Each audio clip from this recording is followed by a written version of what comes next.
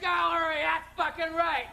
Tonight, Amanda Storm, the queen of the fucking world, is wrestling some little skinny anorexic cunt named Candy. Well, Candy, I'm gonna rip your fucking spine out. I'm gonna put it in chocolate and put it in a little box. And then I'm gonna eat it.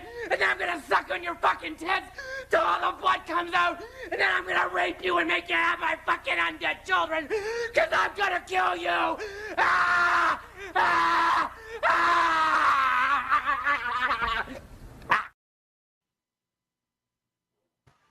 Okay.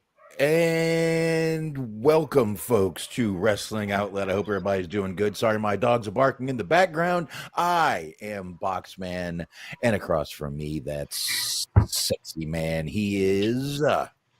Smark. Yes, that is him, Mr. Wahlberg himself. Sorry about last week, everybody. I had a little power supply issue. Not a little one. I was sitting there on my computer and it shut down. I turned it back on. It's done it before. And I was like, all right, I'll turn it back on. Turn it back on and it shut down again. Turn it back on again. And I'm sitting there in the middle of something. It shuts down again. I needed a new power supply. And of course I have a Dell. So getting a power supply, I had to order it. So sorry about that. And tonight, a little late, I had to eat. That's my only excuse. I had to fucking eat. Haha. It is 2025. You really got to stop downloading things off the Kazaa, my man. I know. But I had to eat. What? Go ahead. What is that there? I was looking it up. So. Oh, okay. Luke Berger says, in brief football news, reset the counter of days when Antonio Brown did something fucking stupid back to 0. So apparently, I don't know the full details because I briefly read it before I got to the shower, but apparently the former Pittsburgh Steelers wide receiver, played for a couple of teams, Antonio Brown, is wanted for attempted murder after a celebrity boxing match. I don't know what all that is about, but apparently you're not allowed to hunt people for sport these days. Huh. Interesting. And come on now, Luke. This was actually my fault we were late. It wasn't Smark this time. It was me. Yeah, that sounds interesting. A boxing match seems like mutual combat, but I guess something must have happened. I guess there's a big story to this that we'll find out down the road, maybe? Yeah, perhaps Tuesday at 8:30. There you go. Yeah, Packers fan says he feels me. Tech issues can pile up as soon as... I'll tell you the truth, I'm still having tech issues. Right now, I was telling Smart before the show, I think my Sound Blaster audio card is blown because I'm still getting a lot of crackling, and that's the only thing I can narrow it down to. I've taken out my external audio card, did that, worked for a little while, and it's still not working. So I'm going to go, I got a new audio card on the way.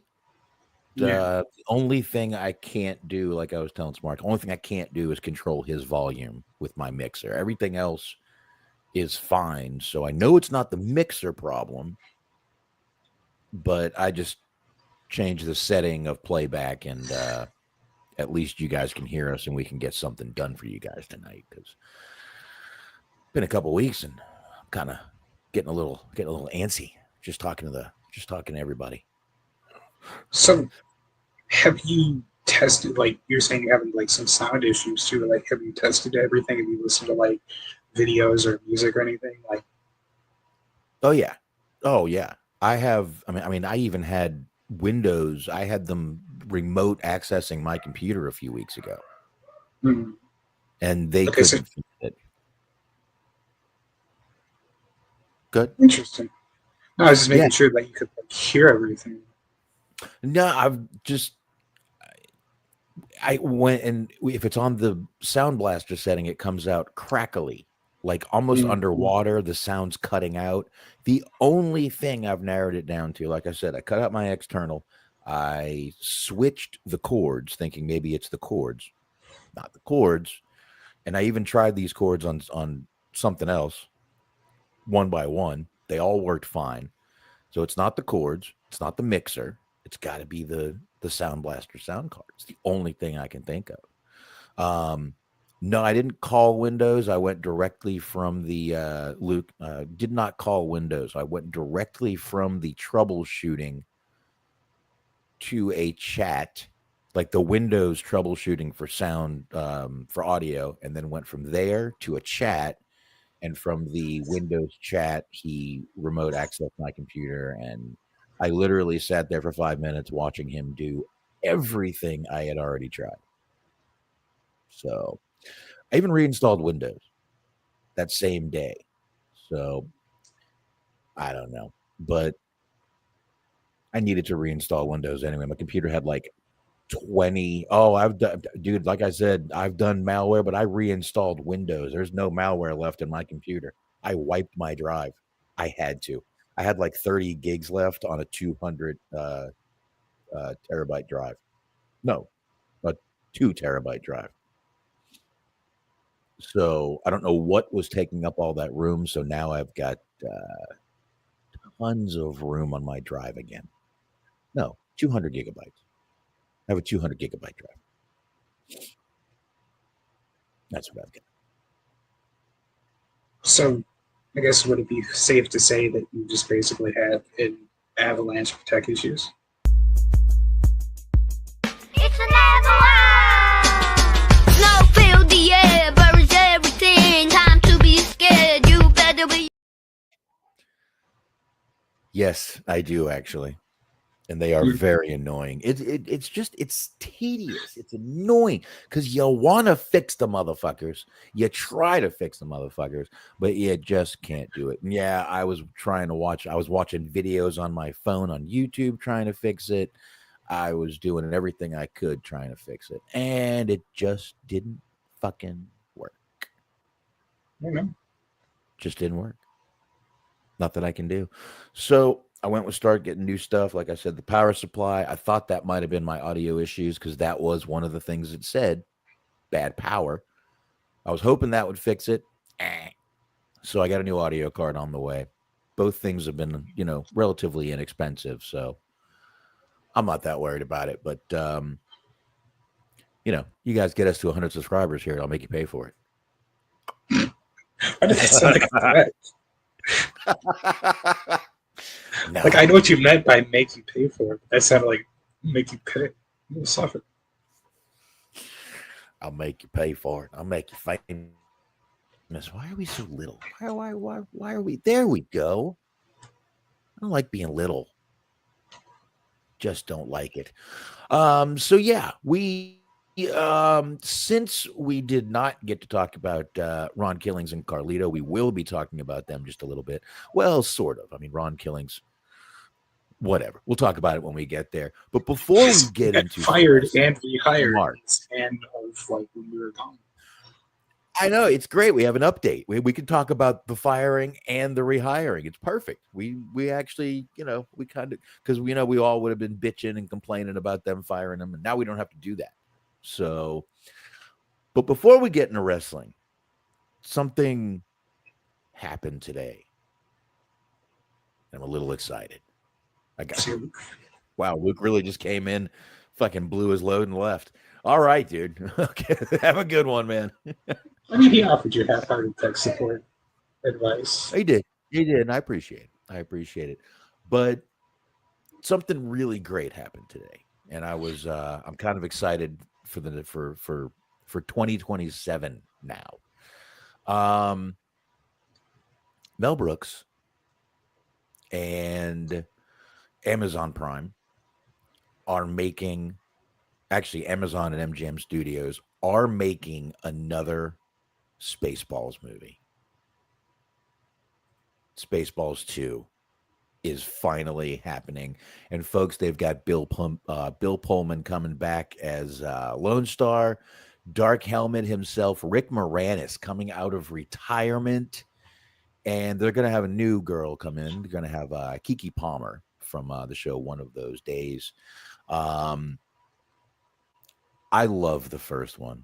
And this is not a reboot. This is not a prequel. This is an actual sequel, part 2 to Spaceballs. We have Spaceballs 2 coming out, folks. If you remember, there were jokes about Spaceballs 2 coming out in the Spaceballs movie because of the merchandising. So I don't know why, but now I'm excited for 2027. I can't wait to see this. This is going to be awesome to watch. One of my favorite comedies, Spaceballs, right here. Spaceballs, absolutely fucking hilarious movie. Have you seen the Spaceballs, Smark? I have not. Mainly just because I didn't care that much about Star Wars. Like I watched the Star Wars movies, I didn't like them as much as like everybody else did. So it's like there's really no need to watch something that was satirizing a movie series that I don't care that much about. It was pretty funny. It was a pretty funny movie. There's more than just a Star Wars based theme to it. It's got a lot of good comedy, funny comedy in it. It's a good movie. I am not the biggest Star Wars fan. Like, I mean, I've seen some of them, most of them. I haven't seen it most. Actually, let me be honest here. I've seen the first 3, the original 3. The original 3, because I'm old. And I think I saw like the first newer one. I forget I saw the one with Jar Jar. That's how far back I go. Mm-hmm. With Jar Jar Binks. So that's about the last one I have seen. And it's not like a series I've sat down and tried to go through and watch. I've thought about it, but nah. Gotta watch fucking The Dukes of Hazzard or something. Those are 2 very widely different ranges of the spectrum there.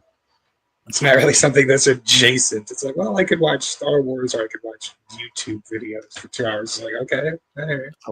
I watched all the Transformer movies over the weekend. Did that. Week before that, I watched, let's see, on Friday and Saturday, I watched all of the Anaconda movies. And then on Sunday, I watched all of the Lake Placid movies because I was up early. I got them all knocked out in a day. You don't realize how many of those there are, but there are more than I certainly don't know. There's like 5 of one and 4, I believe, of another, because there's one that's Anaconda versus Lake Placid, which falls into both categories in their franchise. So I wasn't going to watch it twice because it really was not a good one. But it's funny. Okay, at what point in Anaconda series and at what point in Lake Placid series, perhaps the same time for both, like by what movie do like all of the recognizable stars start disappearing and you're ending up with like Z-level celebrities in the main roles? Oh, after the first one, most definitely. After the first one, especially with Lake Ice Placid. Cube got right the fuck on out of there, didn't he? Actually, in the first Lake Placid, you have Bill Pullman. He's in that. He's at the one of the wildlife officers there. So he's in that movie. You got Bridget Fonda, Oliver Platt, I've got to do a fucking Hollywood hangout on Oliver Platt. I am a big fan of Oliver Platt. He's in that movie.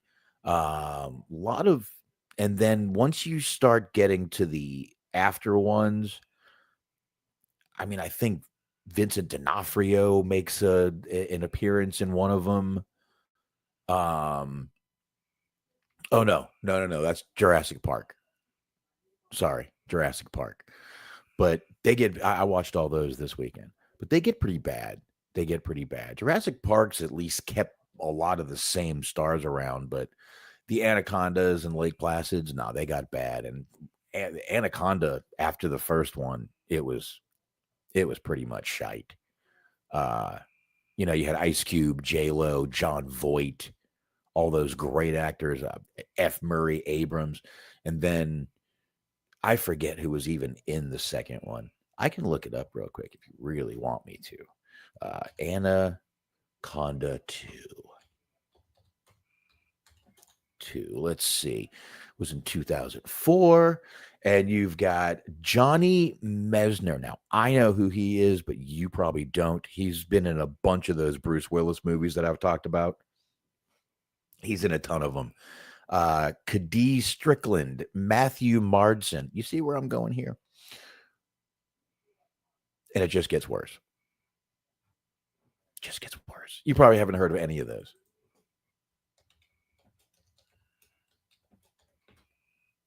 Are you on mute? Oh, you walked away. Yeah, you probably haven't heard of any of those people. And now Lake Placid 2. Yes, the dog was going fucking ape shit. So that's all right. Lake Placid 2 did have one big star who got actually a couple who I did just mention. The Dukes of Hazzard's own John Schneider. He's in there. Cloris Leachman is in there. She plays Betty White's sister because Betty White was in the first one. Fucking hilarious as usual. But yeah. I mean, at least you got John Schneider in there. I like John Schneider. I think he was in the third one too. I think he did 2 of them. And he's a Nickelodeon guy that was like being inappropriate. No, that's not him. No, John Schneider is from the Dukes of Hazzard. He's done nothing wrong.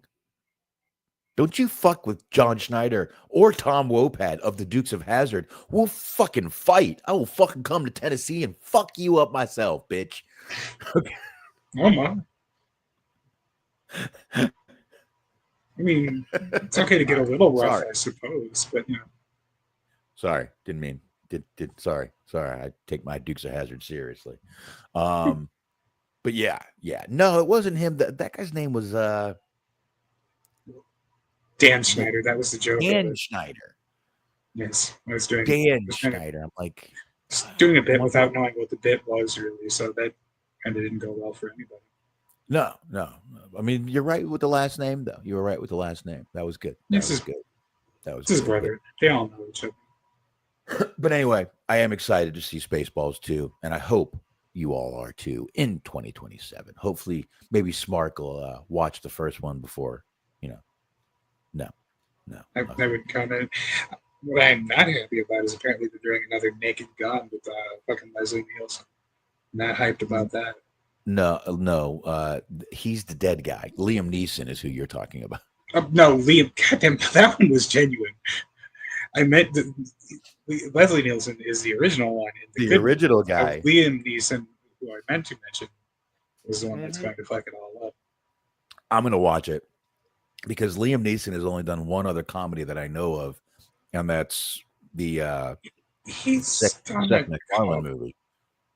No, he's done a couple. He was he was in a lot of those like real bad, like fucking. You remember when like Scary Movie came out and then they just drove the concept into the ground where they would do like superhero movie and it was a bunch of like lame, shitty like style parodies of like whatever movies were popular in like 2006 or 2007 or like whenever those shitty movies would come out. He was in a couple of those. It was like epic movie, superhero movie, blah blah blah. Like just a real like bottom barrel comedy. Actually, you know what? And he showed up in Anchorman 2. You know what? I'm not sure. Might have also been. I watched yesterday. I watched both Anchormans. Plus, there's another one that they made with all deleted scenes called "Wake Up, Ron Burgundy." Mm-hmm. Yeah, I might have seen it in that, but Liam Neeson shows up from. He's one of the guys from the History Channel. We're still news, just news from the past. Okay. Yeah, he showed up in that. So yeah, he's done a few comedies, but I'll probably still watch it just to Liam Neeson movie. I'll add it to my collection. So anyway, folks, let's switch out of movies. We always end up talking movies on this show, and let's get to, like I said, the releases from last week. There were a couple of releases we did not get to talk about. There was 2 people released in the beginning of last week, actually last weekend, we heard that R-Truth, he had announced that he was let go. They're not going to renew his contract. Thanked fans in WWE for, all their, love and appreciation and support. So everyone's sitting there and, oh my God, horrible. But Monday night rolls around, or I'm sorry, the pay-per-view rolls around on Sunday. And now the only one that is really released from the company is Carlito. Okay, so R-Truth, Ron Killings made a comeback, and it looks like he's going heel. He basically cut off his dreads in the ring, and this is going to be fun. I mean, he's saying that the fans made their presence known with the fact that they wanted him back, and WWE caved.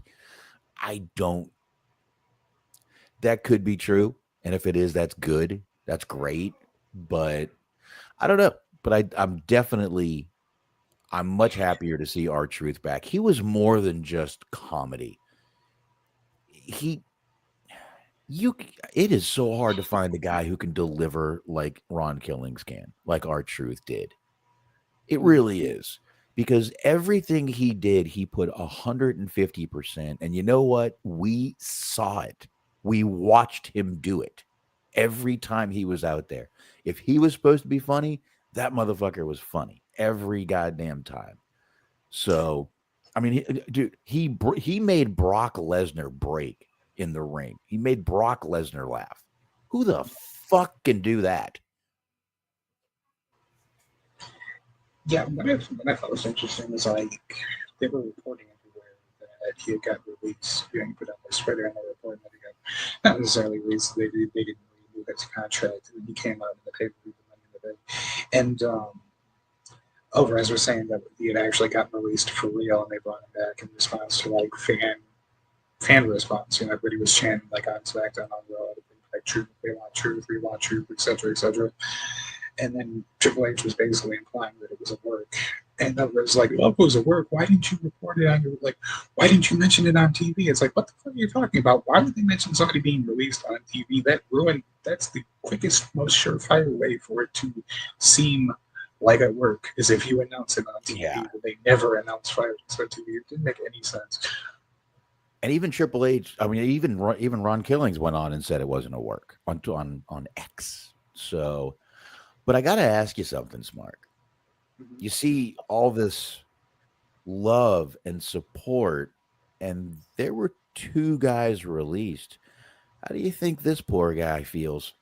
I didn't see much love, support, and fan outcry to bring Carlito back. I think he's all right with it. He put out a tweet that was saying that WWE wanted to have him pay up some money on his contract that he owed him. He said that he said that WWE wanted him to pay up some money on the contract that he owed them, that he had his lawyer check it out, and the lawyer reviewed his time in the company and said that they had a good point. He was like, well, because basically just saying that he was saying that he wasn't all that good there anyway, so it is what it is. He's gone. Well, he kind of had a Rusev / Miro role over there. He was barely working. He'd just be in backstage segments, barely wrestling. I got to tell you, I was happy when they brought him back, but they gave him different music. Everybody loved that old Carlito music. They should have let him be that fucking character again, and they didn't want that character back, which was stupid, because that's what everyone wanted back. Carlito Caribbean cool. That's what we wanted. That's what everyone wanted, but no. They had a different idea for him. But I do have to say, I would still feel a little shitty if I was Carlito, because there wasn't no fan outcry for him to be brought back or anything. So I don't know, man. I was trying to see if I could find the actual tweet, because it's a lot better when you actually read what he wrote. You're trying to paraphrase it, but it was funny because he said at the end of the tweet, "Don't worry, I'll be back in 13 years." Yeah, well, that's how long he was gone the last time. But yeah, it was. I mean, it was a playful, joking tweet. That's what it was. Because basically fans have been saying he's been like robbing WWE. He's been stealing from them because he's barely working and making a paycheck. Oh, so my contract is up in 2 weeks. It will not be renewed. On top of that, WWE is demanding I pay back the money they paid me for apparently stealing money from the company. I've had my lawyers look into it, and after reviewing my footage on Netflix for the past few months, they suggested I pay back the money, which that was pretty solid. He's like, yeah, no, they got to pay. It's good. I agree. It's pretty funny. And but he basically just acknowledged what the fans have been saying about him for a long time now. So I don't know. Listen, I'm glad they brought back Ron Killings, and they are calling him Ron Killings now. I'm really glad they brought him back. But I do want to warn everyone. They did this a while ago when the fan outcry and the crying video. The gentleman's name was Drake Maverick, also known as Rockstar Spud. And I don't want anyone to forget, he was gone in a year, folks. Basically, they brought him back out of pity. They barely used him. And a year later, they released him again, and no one cared. And no one caring. You were saying that if you were Carlito, you would feel bad that there was no public outcry. Sarah Logan got released too, and nobody's even talking about that. Like, you really want to talk about people who should feel bad. It's like, okay, everybody lost their shit when R-Truth got fired. People were a little bit sad when Carlito was gone. Nobody gave a shit about that. No. And I mean, there was big fan outcry the first time Drake Maverick was released. But like I said, after a year, everyone, what they do is they bring you back. They gave him a little bit of a storyline. Then they take you out of the storyline slowly. Then they don't use you. And then by the time you're gone, everyone's like, he hasn't been on TV in 8 months anyway. I will say it's a little bit different for two reasons. The first reason being it's sort of a different regime. The second reason being that it's Truth, and like Truth had a long tenure there. Like, he had been back and forth with the company, and then he went to TNA, and then he was back with the company. So he'd been working there on and off for the better half of the last fucking 25 years. So it's like it's a little bit different there, at least. It's definitely not the exact same story, but it reminds me of a few things. And yeah, there's another one there, but I don't know, man. I'm very glad they brought back Ron Killings. I think he's a huge asset to any company that I'm sure there were a lot of companies going, my God, please let his contract expire, because TNA would take him back. I guarantee it, which would give him another foot back into WWE. AEW would probably steal him away if they could, because that guy is fucking money. He really is.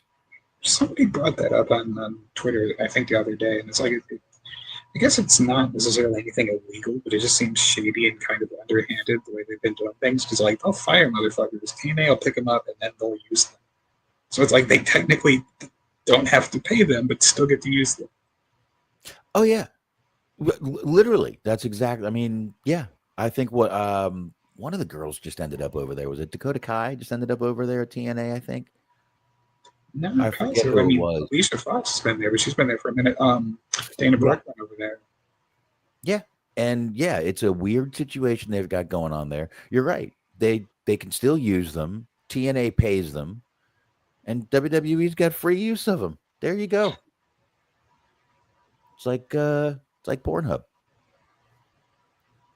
Free use videos.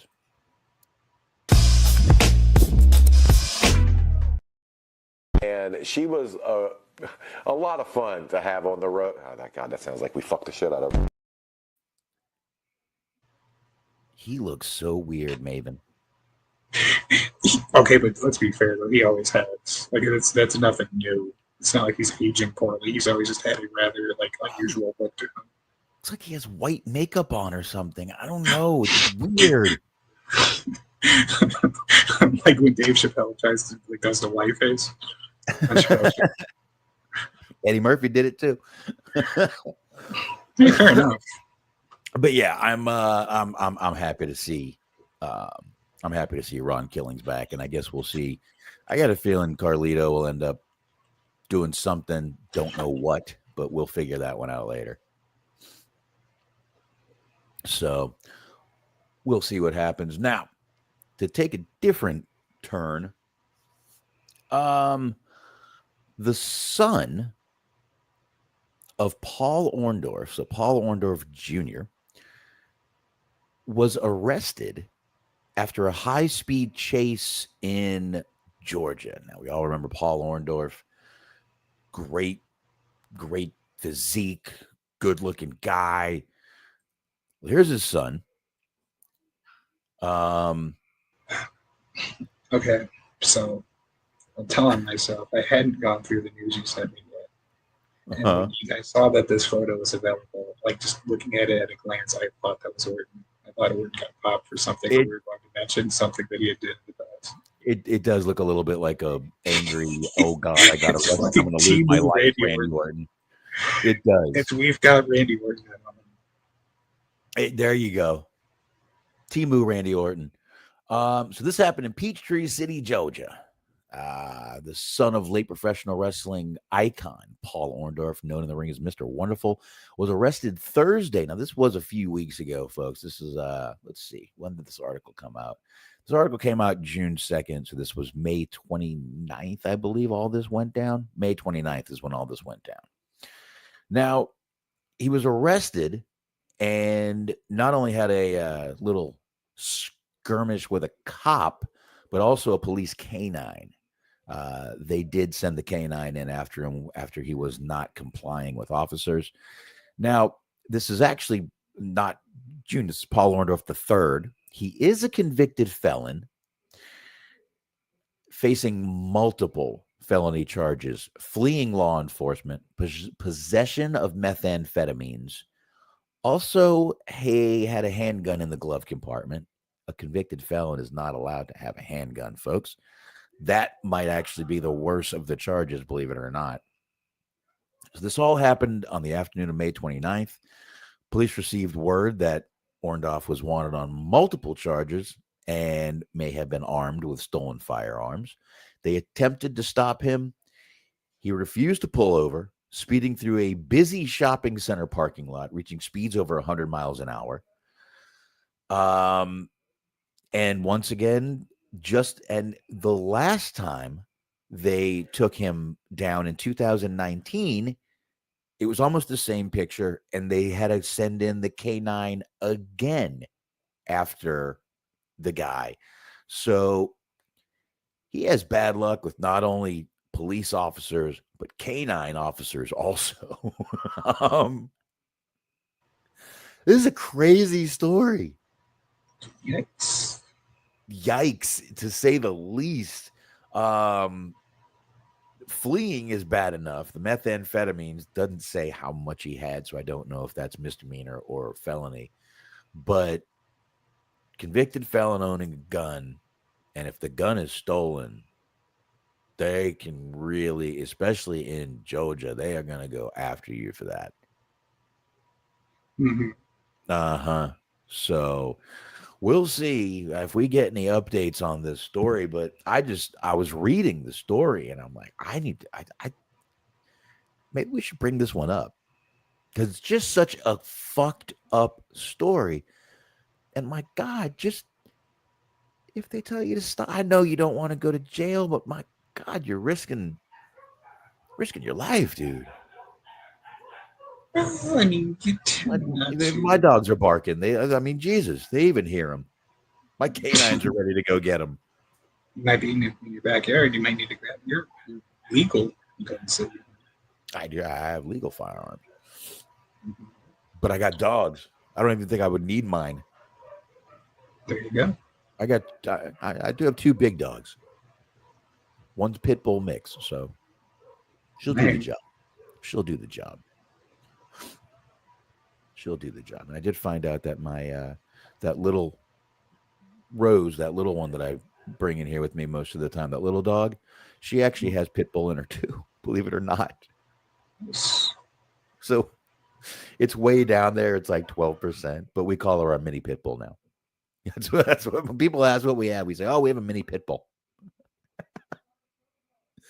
So there you go, Paul Orndorff the third, in a lot of trouble with the law, folks. Folks, as usual, when you fight the law wins. That is how it goes. I don't know if you know that, but it is how it goes. So anyway, we got a little interesting information about NWA and the Roku channel. Came out a couple days ago. And this is pretty cool what they're doing here. And I think this is a great opportunity for them. NWA and the Roku channel have announced a new streaming partnership. So Roku announced a new rights deal with the Billy Corgan-owned NWA under the new streaming pact. And this is going to be the new home of NWA starting on July 29th. It will be shown every Tuesday night, 8 p.m. Eastern Standard Time. And you'll be able to watch for free in Canada and Mexico. You will also be able to watch for free in Canada and Mexico, and obviously in the United States. So if you've got a Roku, anything, you can watch it. And I believe even if you don't have a Roku, you can just download their app, and there you go. So I think this is great for them. I mean, they were always on YouTube. You could always watch on YouTube. I'm sure they'll still be on YouTube, but this is good. This is great for them. This is a good streaming service for them to be on. And it's happening, not down the road, but, this is a very, very good thing for the company. And Billy Corgan had this to say: "We're thrilled to call the Roku channel the streaming home of National Wrestling Alliance." And wrong one. Billy Corgan said, and I quote, "When I purchased the National Wrestling Alliance in 2017, it was understood we were inheriting the history and legacy of the most storied brand in all combat sports. So to announce today that we have partnered with the #1 streaming platform in North America is indeed a moment to be proud of." So there you go. Starting July 29th. If you've got now the Roku channel is on. You can go to the RokuChannel.com, check it out there. You can get the app on iOS and Android. Amazon Fire Stick TVs have them. If you have Samsung and Google TVs and any other Android OS device-based TVs. So this is a pretty goddamn big deal for NWA. Every Tuesday, 8 o'clock time, they're going to be on TV. So not just a YouTube show anymore. So hell, congratulations to NWA and Billy Corgan. Maybe not have people do cocaine that Right, area. Mark? That's it. Yes. What? Okay. I was just saying, maybe just Elaborate, don't people- please. No, one word answers only. I was just saying, maybe don't have people do cocaine on air. Well, I mean, a little bit, a little bit.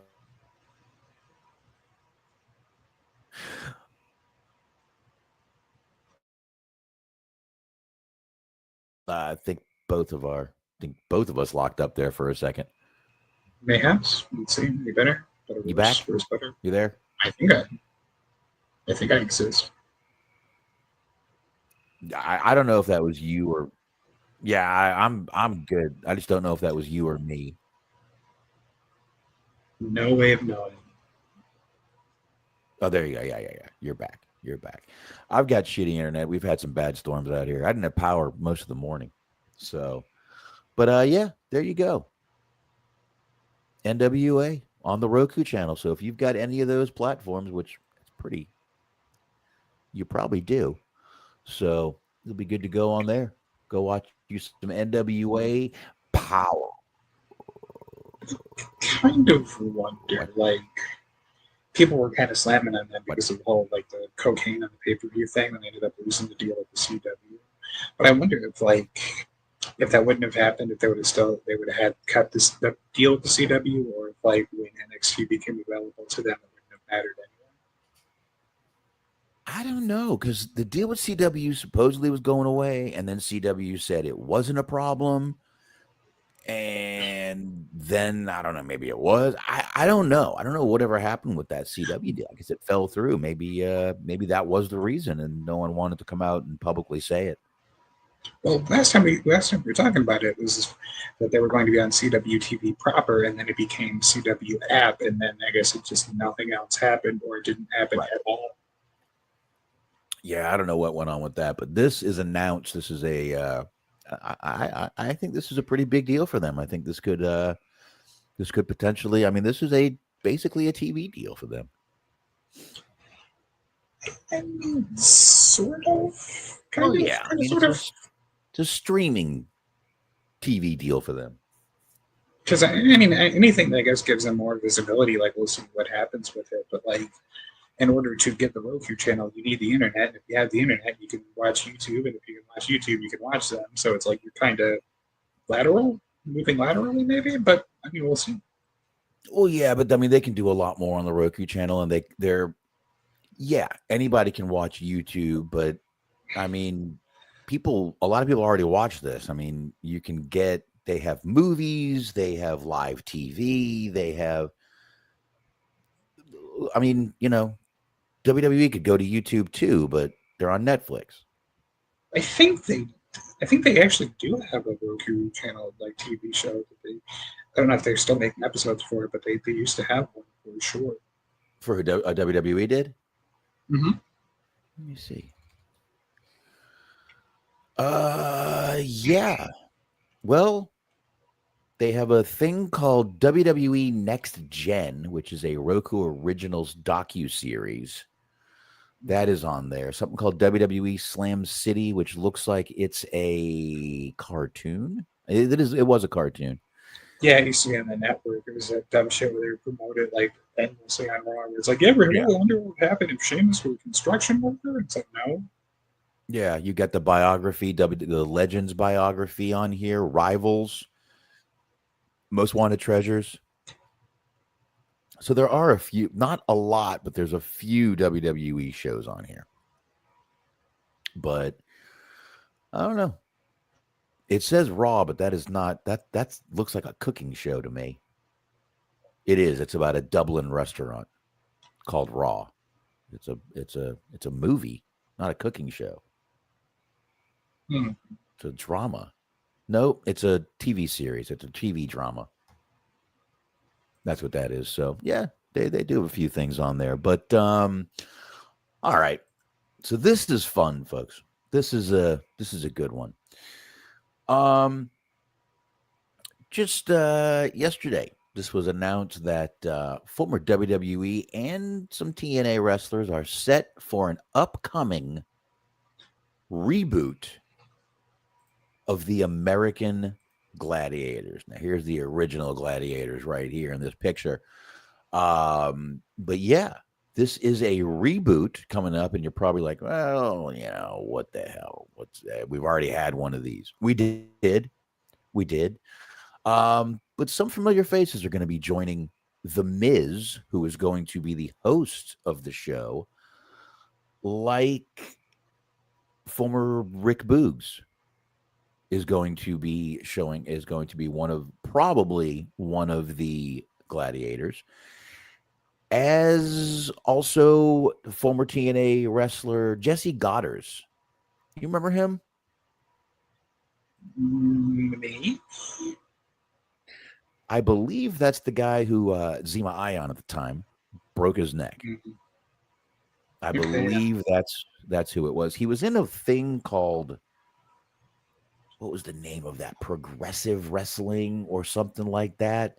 It was on I used to find it on like Tubi or something. I forget where, but he was on some other, or Pinnacle. I think it was Pinnacle Wrestling he was on for a while.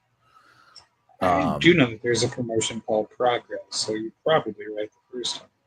I don't think it was Progress, because Progress, I believe, is now I think it was Pinnacle Wrestling. I believe that was the name.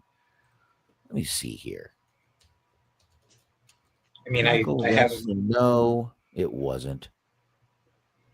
I did know the Google search, but it's moving very slowly, so I can't be much help at the moment. Hold on. Let's just look up Jesse Goddard's, and then we can go to his wiki. And he was Mr. Pectacular when he was there. You sure it was? It really was. He was. I totally believe it. But Pectacular, this is and I'm the looking fucking wild for name. Oh no, that's not Zima. I don't know. Yeah, that is it. That's a white. Well, he was on, and he's been on. This guy's been on Big Brother and a bunch of reality shows and stuff like that. But let me see here. Celebrity Big Brother. There was something called. All right, he was on WF 2010. No. I want to go more. He was in the Bromans. That was in TNA. And then he began his new. That's when, DJ Zima Ion did attack him. I'm trying to figure out where that place was that I saw him. Wasn't Lucha Underground? Wasn't Ohio Valley? I can't find it. How's that? It's not even in here. That's how bad. That's how bad it was.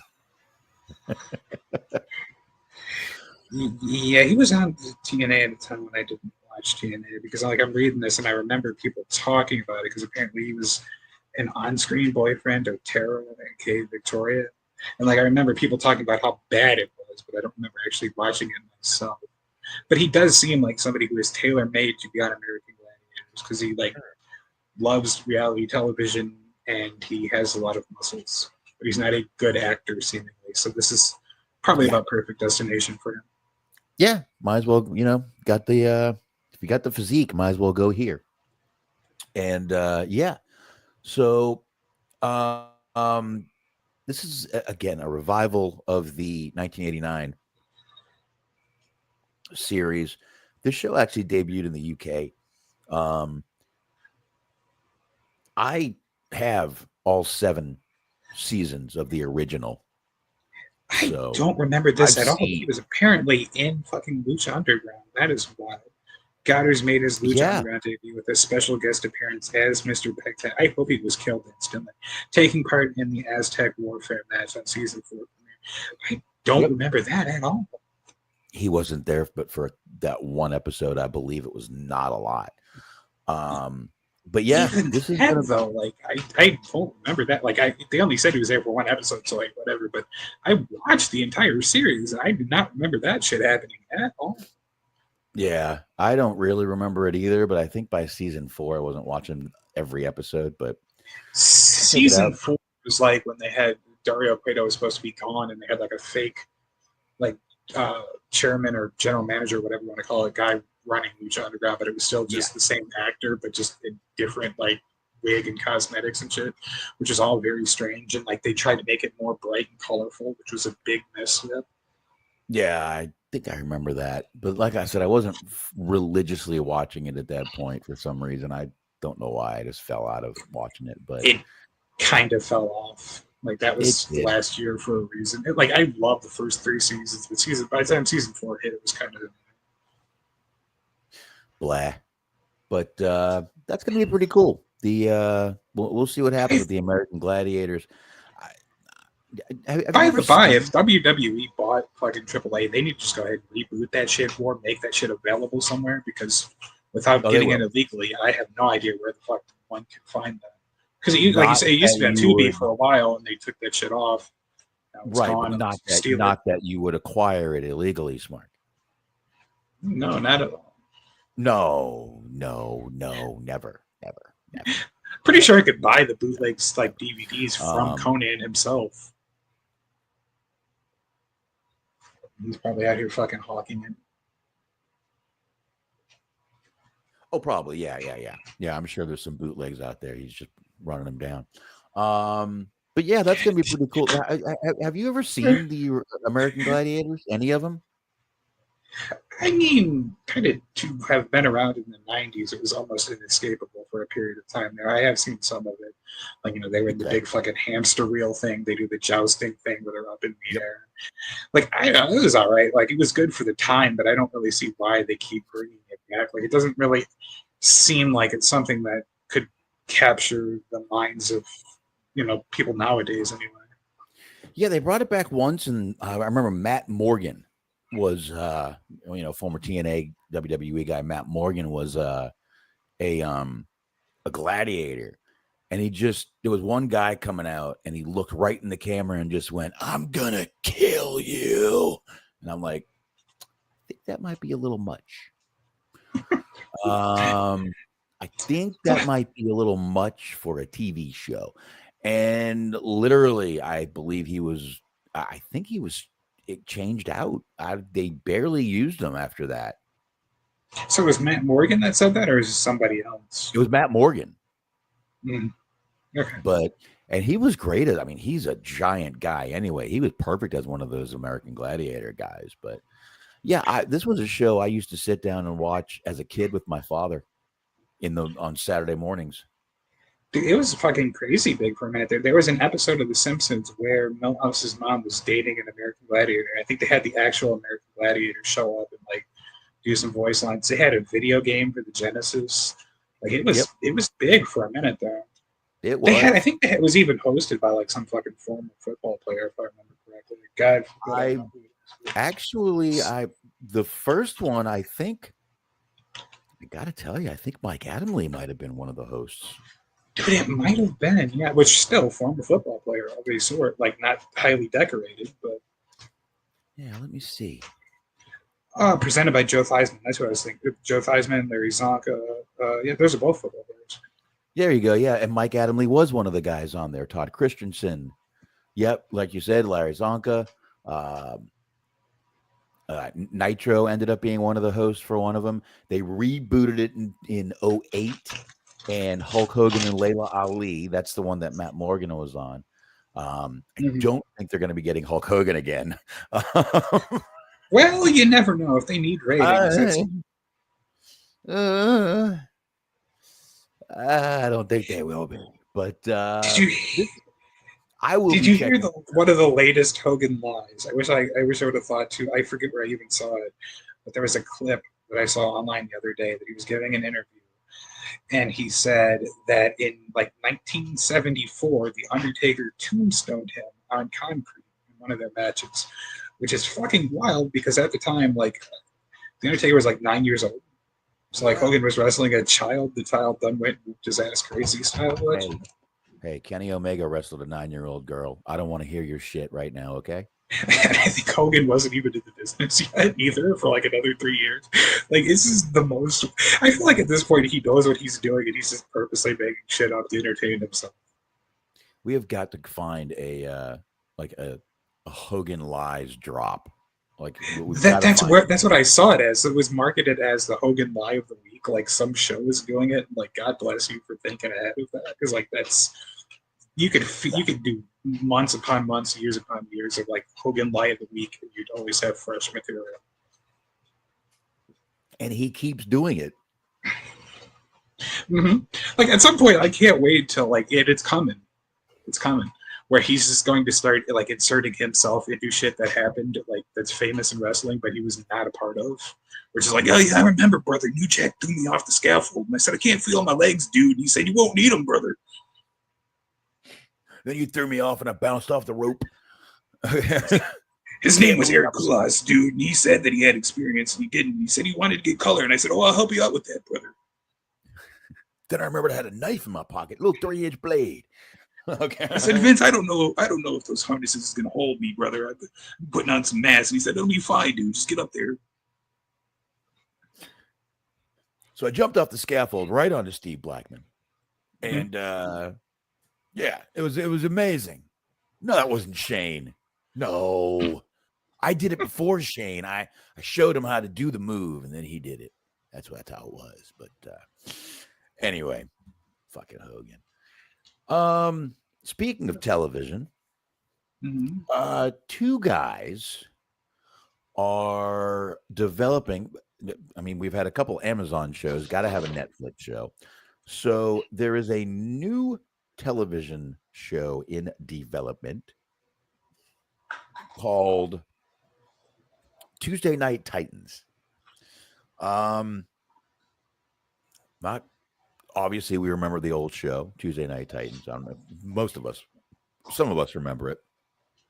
It was kind of a talk show. This is going to throw a little monkey wrench into JD and Solomonster, who have a show called Tuesday Night Titans.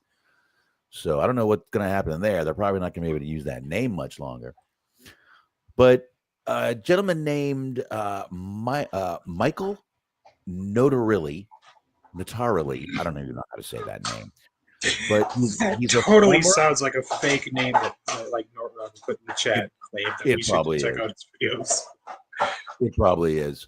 But he's a former WWE Monday Night Raw writer, and he also did a show called The Cleaning Lady. And he's going to executive produce this show along Jon M. Chu, who did a show called Wicked. That's been a pretty popular show, and Crazy Rich Asians, which was another popular show. And they are doing basically they want to get this as a television series. This is what it's going to say. Netflix wouldn't comment, but this is what this is straight from Deadline. Deadline's usually pretty good about their stories. So, set in a spectacle-driven world of professional wrestling, Tuesday Night Titans follows a tenacious writer who risks her career in the big leagues to recruit her estranged childhood best friend, a jobber, wrestler on the indies, to join the same behemoth company that idolized. What? I mean, I know you're just reading the press release, but that's not what that term means. I know. I'm literally reading. I know. Not mean you're a job. It really doesn't. Oh, just wait. They even throw a few more terms in here to make themselves sound legit. A jobber wrestler on the indies to join the same behemoth company that they idolized in their youth. Their destinies become entangled as they battle personal demons, ruthless colleagues, and their complicated story in an industry where kayfabe, wrestling stage reality, isn't confined to the ring, but bleeds into every aspect of their lives. She's a stunt granny. That's what it is. The story of the stunt granny. That's exactly what it is. Mm-hmm. I was so happy to have that on deck as you were reading this. I was like, this is the most fucking. She's a stunt granny. Starring Cloris Leachman, who we already talked about tonight. Okay. I say this with full sincerity. I would much rather watch the show that you're cooking up than whatever it is that you just got done reading. The fucking Cloris Leachman as a wrestling grandma plant that booze wrestling. I'd rather see that. I'd much rather see that. But I don't. I mean, obviously, this guy's a former WWE Monday Night Raw writer. He saw Raw come on here, and he probably said, "I've got an in. Let's get this show done." With Raw being, I can use my ties. I got a feeling that's how this show is going to get produced, and they're probably going to do great. Netflix has tons of subscribers, and they all like something different. So there we are, folks. A new show, Tuesday Night Titans, and again, I'm not sure what JD from New York and Solomonster are going to do, but I know what JD from New York is going to do. He's going to yell and scream about it. That's what he's going to fucking do. He's going to pay wrestlers to be his friend. That too. And then talk shit about aforementioned wrestlers. Oh boy, I might watch that just because of how funny it is. Like, based on that press release, they have no idea. Like, how can you be a former wrestling writer and have no idea what the fuck you're talking about? Like, he's a jobber, aka independent wrestler. Like, Jesus Christ, you buried the whole fucking scene. Is Braun Strowman writing this? Yeah, I know. Well, because they weren't allowed to use that term, so he probably didn't know what the fuck it meant.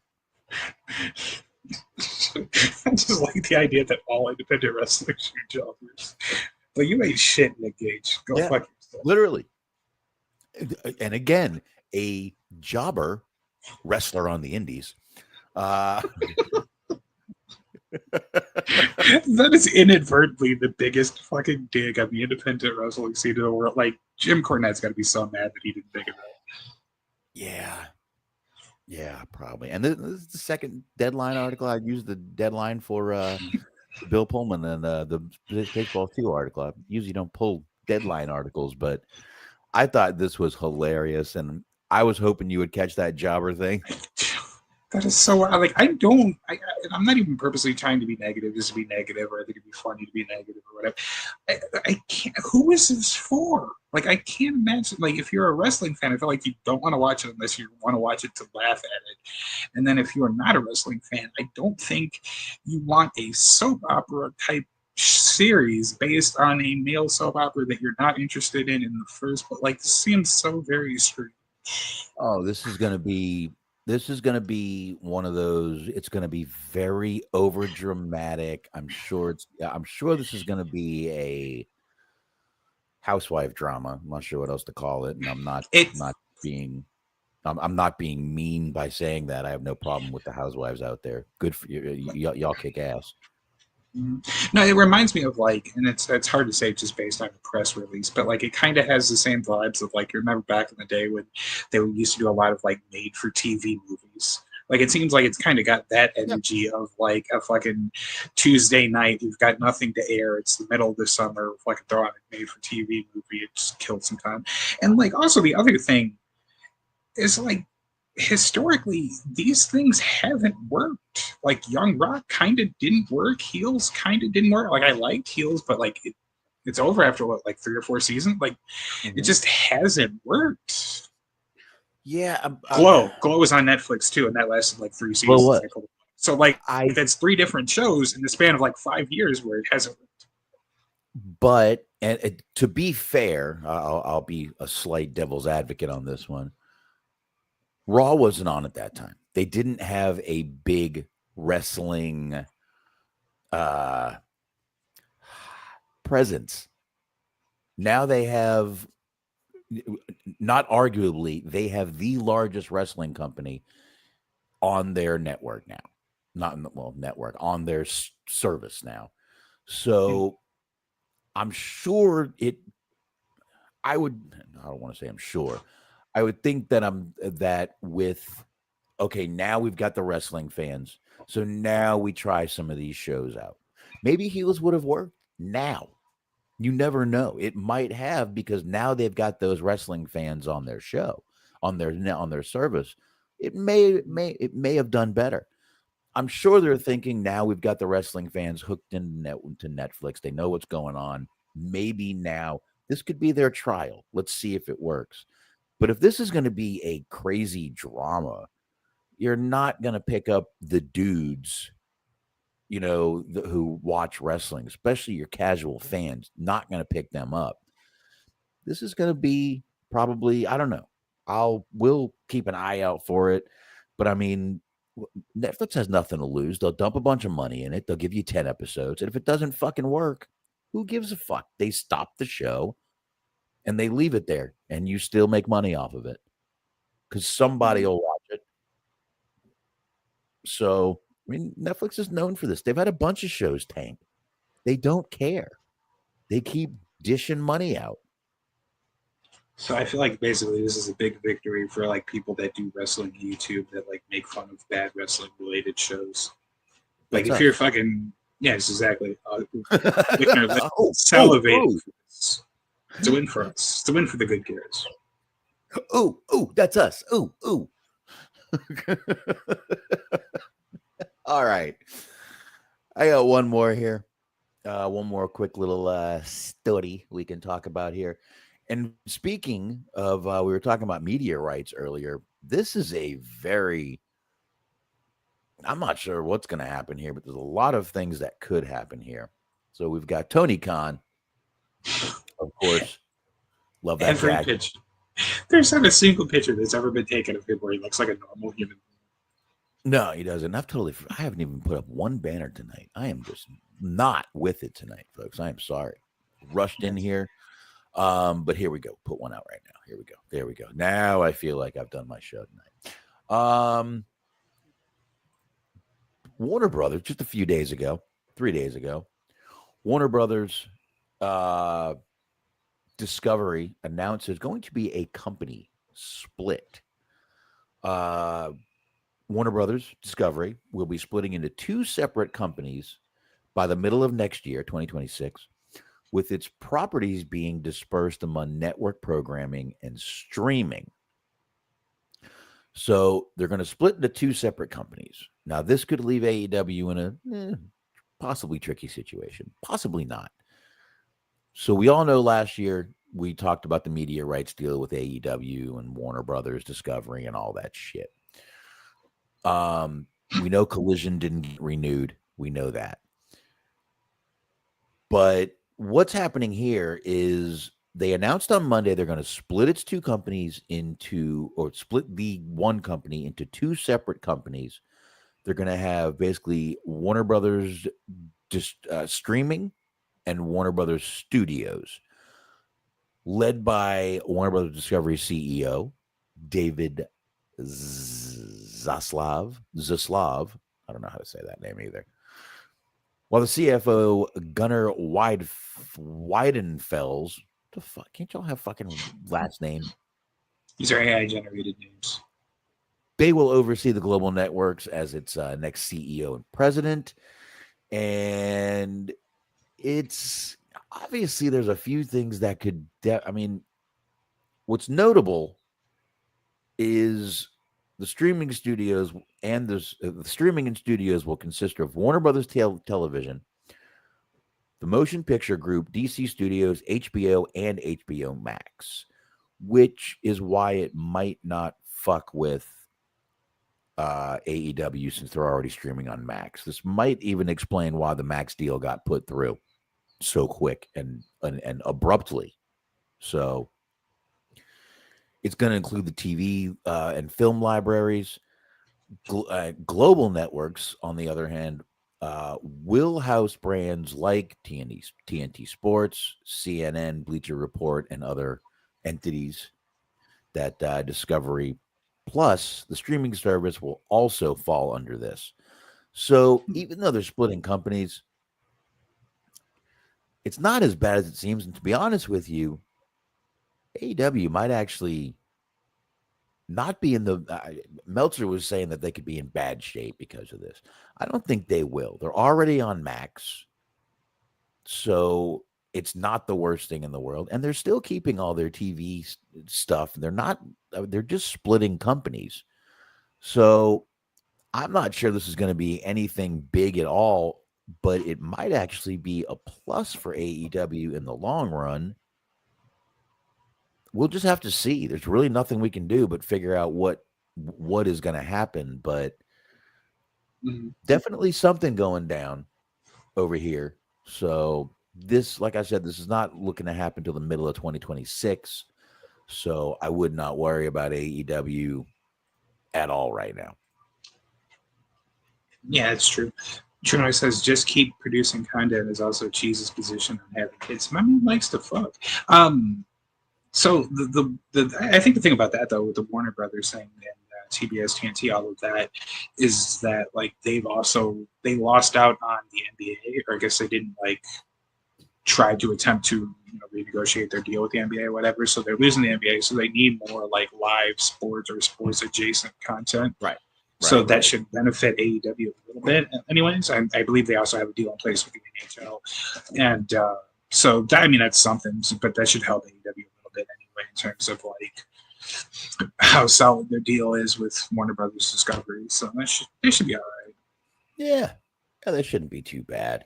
But hey, and you mentioned Meltzer. Do you want to hear what Meltzer had to say about this topic? Sure. Check this shit out. Worldwide, but the and that's by their claim. Yeah. So hold on. Anyway, let me just get this. I'll mute you here for a moment or turn it off. Got it? Got it. All right. Okay. So anyway, so My man is doing kind of shows that we do at this point. No, This motherfucker is never, being paid to do this, by the way. I don't think I've ever answered my phone on air. It's so great. I mean, It's so okay, great that if he we had doesn't like even have a standard, like, fucking just regular ringtone.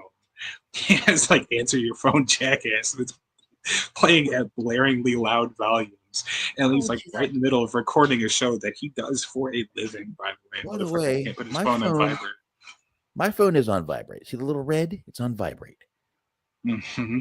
I don't even have my phone on ring because it pisses me off. I've left it on once or twice during the show. I have. But Jesus, I'm telling you, dude, we're fucking 100 times more professional than that show is, and we're free. It is just We so should wild start to see charging shit. y'all motherfuckers for this shit.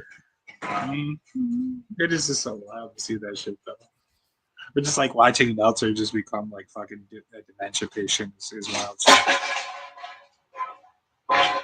Like, I guess I can't criticize other people for professionalism as my dog is rolling a fucking soda can across the floor. Jesus, I thought you were. Nah, forget it. Okay. Okay. I mean, who's to say I'm not? But you know, No, let's just get into AEW a little bit here. Now, Smark, I this was the Summer Fest or whatever the fuck they called this thing. Summerfest, I believe, is what Jeremy Piven thinks SummerSlam. It was. Now, I got to tell you, I only watched the 2-hour show. I guess there was a whole nother show after this. They've been doing 4-hour jammies. I don't know why, but last week was a 4-hour show. It's Fighter Fest. This week is like, I don't know, the fucking AEW Summertime Beach Throwdown. Well, I gotta be honest. I did not watch the second half. My show ended with Kenny Omega spitting up blood. That's a good way to end it. Apparently, I mean, did you see any of the Anthony Bowens versus Kyle Fletcher, Atlantis Jr.? Did you see any of this stuff? No. Okay, then we're not going to talk about any of this shit. Yeah, I mean, I just want to know if you saw any of it. If you did, we could talk about it. But if you didn't, let's not even worry about it. Perfect. So let's get into AEW. We start off. We got Toni Storm being pulled in a bike cart by Luther backstage. She gives a nice smile, and then we go right to Hangman Page and Christopher Daniels. They're backstage walking. Christopher Daniels stops him, and he gives him some advice. I don't know why he's still giving this guy advice. Either he kicks his ass or he gets his ass kicked. It's like stupid at this point. I would just leave the fucking guy alone. Anyway, tell him to be careful, talking to too many enemies, hinting that he's got friends who can help him. But Jon Moxley was backstage. No one found it funny there was a guy in a hat staring at a wall. I'll tell you the truth. That would be the most disturbing thing to me. There's a guy in a hat staring at the wall. Right. That's a little out of place. I would worry, but that's just me. I'm observant like that. But then from there we go right to the first match. We go right to Will Ospreay versus Swerve. Great match. Long match. Actually reached a 30-minute time limit draw. Will Ospreay's nose was bleeding. The commentators were making you they were trying to make you think his nose was broken pretty much as soon as his nose started bleeding. But the match went to 30 minutes. Swerve calls for overtime. The Young Bucks and the Death Riders all came out. They surrounded the ring, and this was a weird thing. They had Swerve handcuffed to the ring ropes, Mark, right? Mm-hmm. And they put on their thumbtack covered Nikes. Right. And they go to give Swerve the super kick, and Will Ospreay comes in and takes the hit for him. I liked what they did here. They covered him up with a towel so you couldn't see anything. And I thought they made this look pretty fucking good, to be honest with you. Young Bucks kind of backed off after they saw that. But I thought this was pretty well done opening segment for the show. Opening match for the show. Especially the end of it, I enjoyed.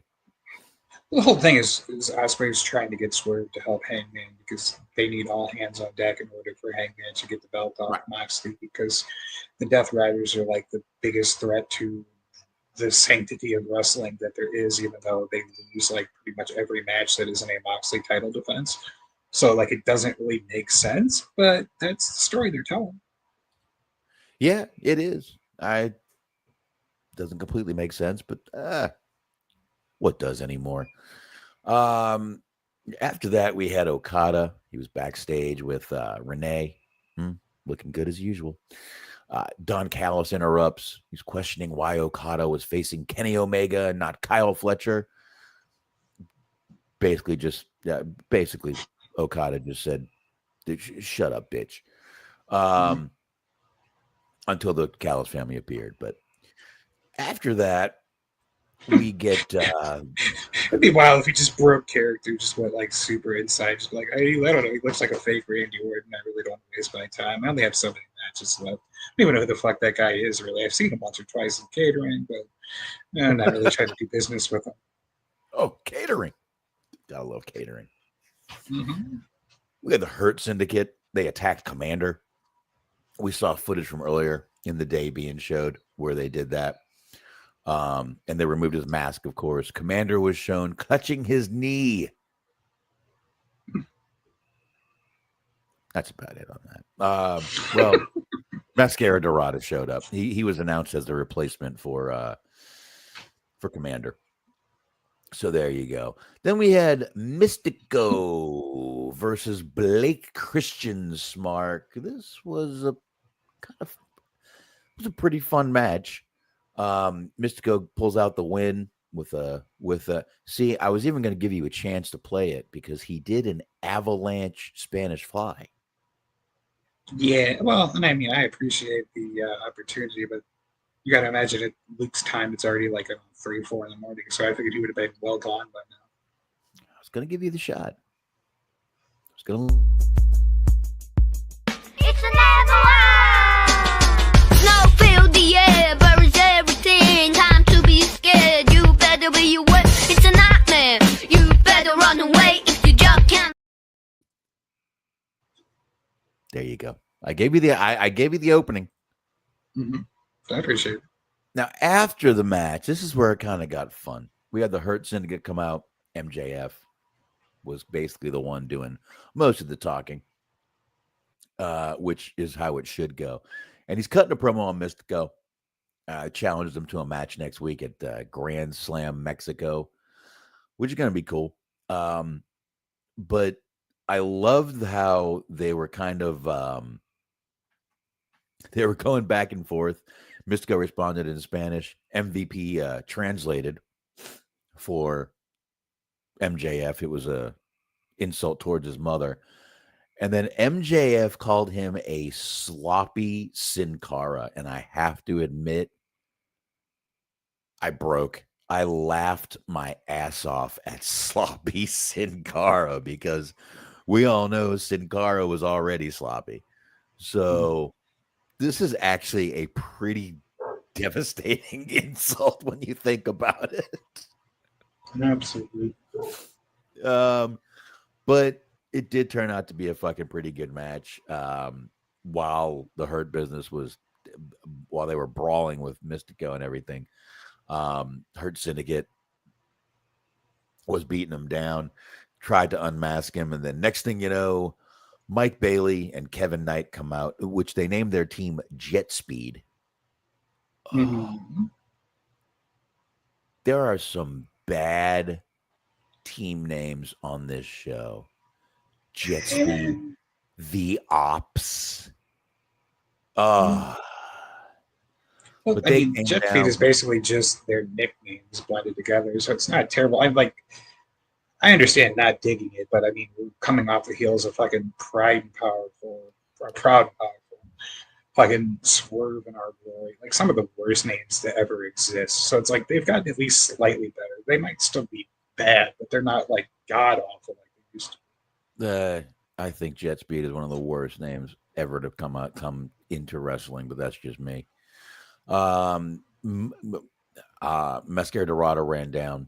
He also came out to make the save with everybody, and they did clear the ring. So, which led us directly into a match with the Hurt Syndicate versus Jet Speed with Mascara Dorado. And Hurt Syndicate took that match. They need to keep the Hurt Syndicate winning as much as they can, and I think they're going to. I think it's a good idea. After the match, they basically just continue to attack everybody. Lashley and Shelton, Lashley and Benjamin Shelton took out Jet Speed and MJF. And MJF removed, I'm sorry, I didn't mean they took out MJF. And MJF removed Mascara Dorado's mask. Then we had Mystico come back. It was a clusterfuck is what it was. Mm-hmm. But eventually he escaped with his mask on. Then we had this Hangman Adam Page segment, Smark. This was Yes. I'm trying to think of a word for this segment, and I can't. I mean, it wasn't horrible, but it certainly wasn't good. It was a little. It was weird. It was odd. It was just, I don't know, misplaced maybe. I don't even know. I'm not sure what made this segment not good, but to me, it was just, I was watching it and I was like, is this unnecessary at this point? I think it's unnecessary. I think that might be the word I'm looking for. Unnecessary. The Death Riders bring out Hangman, all right? He's got duct tape over his mouth. John Moxley's cutting this fucking, what at this point is the usual John Moxley promo. Yes, we're back to that again. Telling him he wants to become, wanting him to become the man he needs in the next 4 weeks before All In, or to pack his shit and get the hell out. Page headbutt Moxley, gets a further beat down before the Death Riders could stomp on a chair wrapped around, or that's around Page's head, and the ops come out. And to make the save. And then Page just, kind of gets up, grabs a mic, and threatens to take the heads off the Death Riders that he found that night. And he really never did it. So I agree with you. If you're going to promise a headache, you better goddamn well deliver. I guess that's the word I'm looking for. Unnecessary. That makes sense? Mm-hmm. I like how it's funny because you started out by saying that you didn't think it was a bad segment. He was like, well, it wasn't a bad segment, but I just don't think it ever needed to happen. I don't think that it made our lives any better by having seen it, and it was kind of just a waste of everybody's time. But it wasn't bad. It just should have never existed in the first place. I don't think it. I mean, okay, it furthered the storyline, but it was an unnecessary step to the storyline, in my opinion. I just think it was overkill. I don't know. Maybe I could be wrong here. Maybe I did just think it was stupid, and I'm trying to make an excuse for it. I don't know. Maybe I just thought it was a stupid segment. I'm just watching this segment, and I'm like, something is not clicking in this segment. Something's not right. Something's weird. I don't know. I don't know what it was. To be honest with you, I'm kind of getting tired of John Moxley. And this happened before when he was coming out, slinking to the ring, cutting his, the John Moxley promo. He's back to it again. And I don't know. I'm happy to see Time Mello back. That I'm happy to see. We had KJ, we had Ty Mello and Anna Jay going against Megan Bain and Penelope Ford. Megan Bain seems to be getting hotter every week. I don't know what it is. But KJ did take that match. Pretty good. Was it a bad match? And like, it's good to see Tamela back after, my God, what's it been? Almost 18 months, maybe more, maybe 2 years. Yeah, it's quite a while. It's saying she had the kid, and she was gone. Obviously, a little while after that to kind of get acclimated and all of that. So it's been a minute. I'd almost bet you there'll be another bun in that oven by the end of the year. I got a feeling. So then we had the contract signing. Smark. We had this was the main event of the show, the contract signing between Kenny Omega and Okada. And I liked this. I really thought this was a great ending for this show. You had Schiavone in there kind of being the overseer for the contract signing. This is for the winner takes all match. And they did they're going to unify those titles and give you basically another AEW championship title is what they're doing. I think it's pretty cool what they're doing here.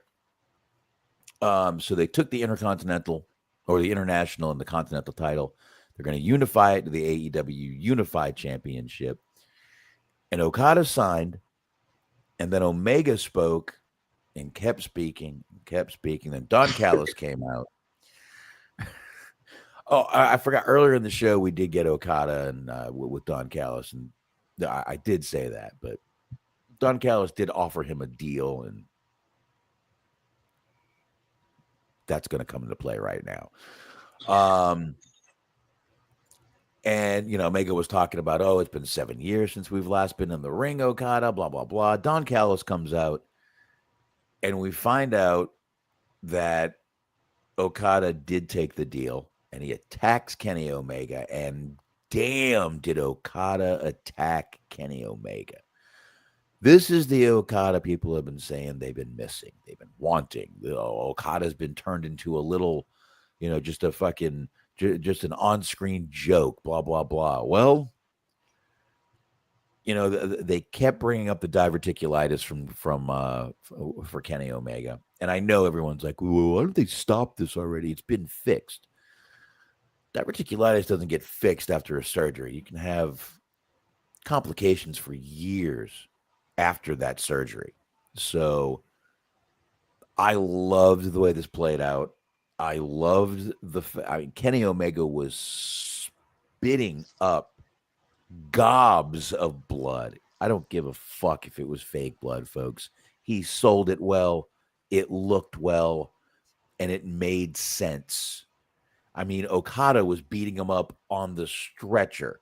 Okada was beating him up the fucking ramp. He was any way he could get his hands on Omega, he was doing it, and I really thought it was a good ending segment for the show. But that fucking picture of Omega at the end with just blood all over his face was a good way to end a wrestling show, in my opinion. For sure. Like, the way that they executed it was good. Like you said, the image of like Omega spitting up the blood is real nice. Yeah, that's going to be one that sticks around for a while. But my God, that was the first thing that I had seen because I watched it the next day. And I saw a thing on the YouTube channel, or not the YouTube channel, the YouTube that all the kids are talking about these days. I was on the YouTubes. Anyways, the AEW YouTube channel. That's what I meant to say. And it was like Okada joins forces with Don Callis. I was like, oh, Jesus fucking Christ. I was one of the only people in the world that wasn't complaining about how they were using Okada. I was like, hey, if that's what you want to pay him money for, if he's having a good time, fuck it. Let him just call people bitches in the backstage segments for the rest of his life. If that's what makes you happy. And okay, they're making him more serious now, and the way they did the attack was cool and all of that. But my God, I just want 1 week where I don't have to hear the man on commentary or see the man on my television. And now that he's with Okada, that shit is just never, ever, ever, ever, ever going to happen. And it's just the segment was cool, but I don't need more Don Callis commentary in my life. listen, I just want 1 week without Excalibur and I can't get it. So fucking deal with it, okay? And like they don't need it. Like they have I don't a either. built-in history of, well, that's true. And like look, I can only fight the good fight for so long there. Like I've come around to your line of thinking. I've heard, like, the more I hear Excalibur and commentary, the more I'm like, yeah, this shit's unnecessary. Yeah, it's like Okada and Omega, they have a built-in history. They've like feuded in New Japan. They've had several matches together. They've had a rivalry. They have all this history together. And it's not like you can't mention that. Like, you're in partnership with New Japan. You can bring that up plenty. I'm sure that, you know, they'll even let you use some of the footage if they haven't already. And it's just like, you don't fucking need to interject Don Callis' feud with Kenny Omega that will seemingly never fucking end into this. It's like, it's so unnecessary. Like you said, it's unnecessary. Yeah. Well, this wasn't the unnecessary segment, but Well, yeah. I definitely see where you're going with this. But when you have that history there, it's a very, if you ignore that history, today online would have been everyone going, why are they ignoring the history between Okada and Kenny Omega? And if you bring it up, it's why are they bringing up the history between Okada and Kenny Omega? So, oh no, what I'm saying is, like, yeah, they have history. They should bring that up. But I'm saying you didn't need to work Don Callis into that. Like, they have their own history together, Okada and Omega, like, separately. true, but Callis and him also have. It's just a bunch of history coming together. That's all it is. And I definitely am looking forward to seeing it now. I didn't really give a shit before. Now this is definitely looking to be a good feud. Like, I'm sure it will. Like, it's going to be a good match. It's going to be a good feud. Like, looking forward to that, but I'm just not looking forward to, like, another match or another wrestler that, like, I have to hear fucking Callis do commentary for every time they wrestle. It's like, I get it. Make it stop. I get it. I trust me. I get where you're coming from there. But I think that's about all I got, man. Yeah, and I think it's a month today now away from the pay-per-view. So I think we're 4 weeks away. We're 4 weeks away. Up. So yeah, we will be getting there soon. They'll be right here, and well, not right here. I'm 2 hours from Dallas at this point, but they'll be here in Texas. They're going to be a good one. So yeah, and folks, that's all we've got for right now. I believe. Smarkless, you got something else? No? No, I think that'll about do it. All right. I didn't want to get too much, folks. I wanted to make sure my computer was going to be okay for tonight. To be honest with you, the first day after I put this power supply in, my computer was still having problems. And I got this weird thing where I had to do this Dell bit something. I literally could not get into my computer when I woke up Monday morning. I had to do this weird thing. It shut down weird. And ever since I did, I mean, I had to go to the Dell website. I had to look this up. I had to find my key and this and that. Once I did it, my computer's been working great since, except for the audio issues. So hopefully on Saturday when I get the audio card, I can pop it in here real quick. It's the same audio card I have, so I shouldn't have to do any crazy stuff. Hopefully we'll be good to go. Otherwise, we'll just keep doing what we're doing here. I mean, I figured out the right setting to at least get us to be able to talk to each other without horrible audio. I just can't control Smark's volume. So I know what you mean, but that just sounded like passive aggressive. It's just well, like, I mean, usually you need to dial it down a little bit. Like, all right, I hear you. You know, usually if you're sitting there getting out of hand, I can just turn you down. But but I can't do that right now. So do what you got to do, Smark. Do what you got to do. But yeah, so on that note, appreciate everybody showing up. Chat room, thank you guys for joining us. Thank everybody for the downloads that we get. And I will be back. think I'll be back this Saturday. Shit, it's been really tough doing shows on Saturdays because I've been so busy. I think I'll be okay this Saturday. Not sure what I'm gonna do, but I had a great time doing that. Songs that always make you think of movie scenes. YouTube wouldn't let it up there, but it is on. You can get the audio version on all the audio platforms out there still. So it was a great time doing that show. I had a lot of fun doing it. I just know I can't do it on YouTube. So I only played 15. I played 15 videos and I had 32 copyrights on it. It's a little bit more than 2 a clip. I tried to get, well, because not only did the movie studio hit me, the movie studio and the song studio hit me. So I tried disputing all of them. It did not work. Some of them worked, some of them didn't. YouTube took it down anyway. So you can still find the audio to that. And of course, you can find Smark elsewhere besides here. Tell us where, my man. That is right, at least for one more week. Tuesdays, 8:30 p.m. Totally inappropriate team sports. Tits, if you will, and I will, you should too. It is the season finale. There's not much going on in the world of sports right now. The NBA Finals are wrapping up. The Stanley Cup is wrapping up as well. So it's going to be the last show for a couple months until football starts up. But, you know, you want to go ahead and listen, you want to check us out because you never know what might happen. There's no guarantee we'll be back, so you just want to listen now while you still can. Check us out Tuesdays, 8:30 p.m. on the YouTube, Totally Inappropriate Team Sports. There you go, folks. Check them out. And I think that's it. We'll be back here next week, 9:30 p.m. Eastern time, right here on Wrestling Outlet's YouTube channel. Tell a friend to like, subscribe, do all those things everyone tells you to do. Push buttons, click things, whatever. Comment, yell, leave a comment in caps if you have to. And on that note, folks, enjoy the weekend. And by the way, happy Father's Day to all those fathers out there for Sunday. Happy Father's Day. Sorry, Smark. It is what it is. Wasn't trying to be an asshole, I swear to God. Okay, I'm just saying. Fuck you. Fuck you. Fuck you.